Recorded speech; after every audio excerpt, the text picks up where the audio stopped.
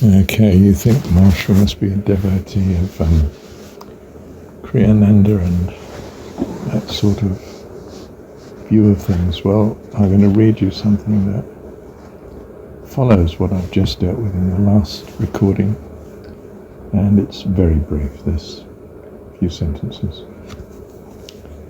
and it illustrates why I am not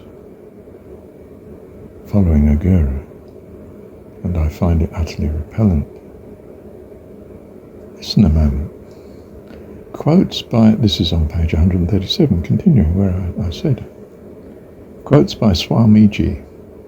This is an affectionate way, you put G on the end, meaning, like E we use for baby, Marshall, but Marshy is being friendly and loving, Quotes by Swamiji about himself.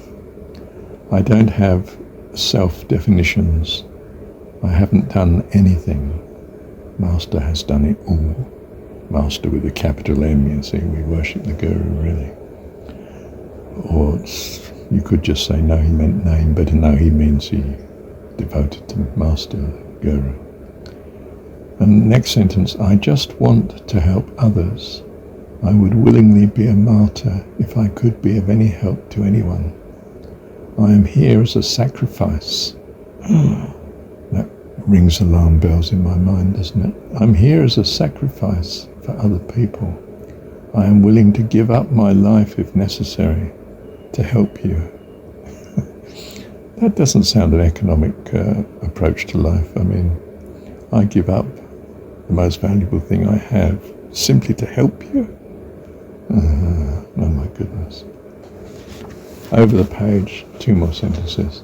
I've never said anything that didn't come from Master. That's gracious. Not only is he valuing the wrong thing, but deluded if he thinks he really hasn't said anything of himself. If Master didn't say it, it's not for me to say it.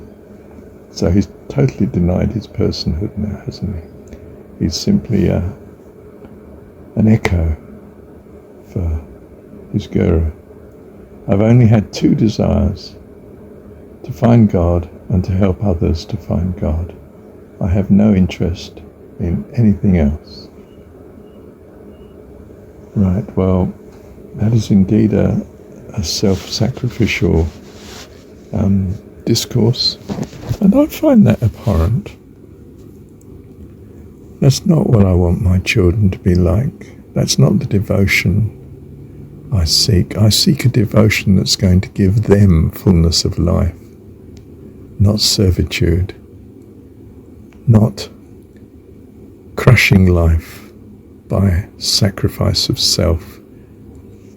I mean, if you're only going to echo what the Master said, where is your own creativity? I've made you a person, a being, in your own right, that can become as full and magnificent as myself. Not a servile input to my well-being that will sacrifice yourself. I'm not asking that. I'm not wanting that. I want you to be the full person of an adult. Well, the typical parent wants their children to be more wonderful than they manage to be. Yeah? So do you see how even if you don't find it repellent, how one can find this sort of devotion utterly misapplied?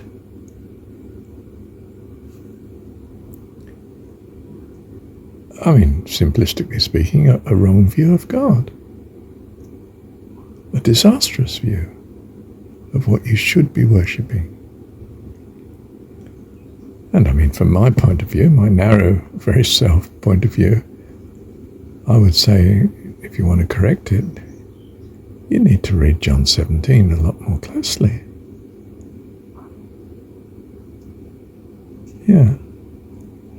Anyway, that's my soapbox declaration. Thank you, Heavenly Dad. Look, hear me. It's what I said about we have a disastrous foundation. It goes right back to ancient Persia. A disastrous view of God. One that could make Jesus say in the story, all that ever came before me are thieves and robbers.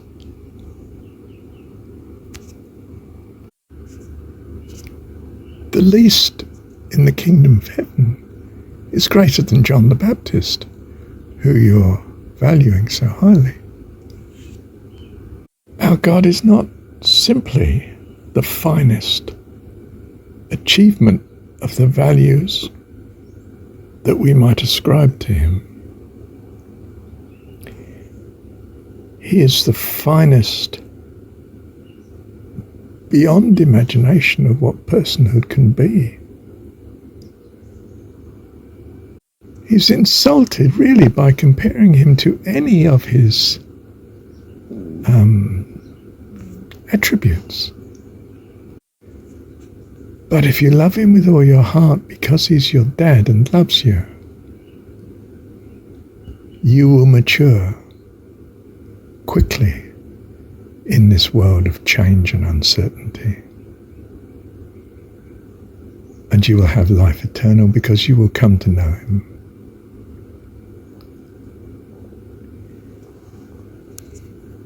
You see, Jesus is the way, not to be worshipped. To be in, yes, do this. See God as your heavenly dad.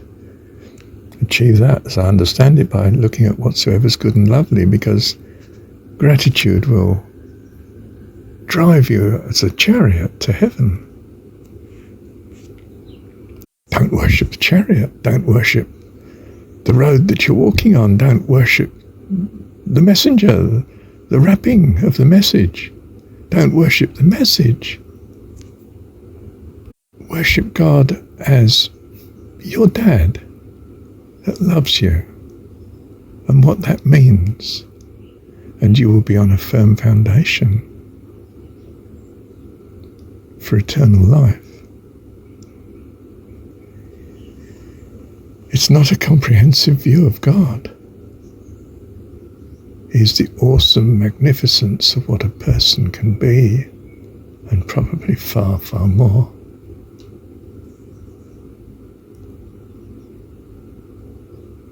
The rest is not to be compared. Thank you, Heavenly Dad.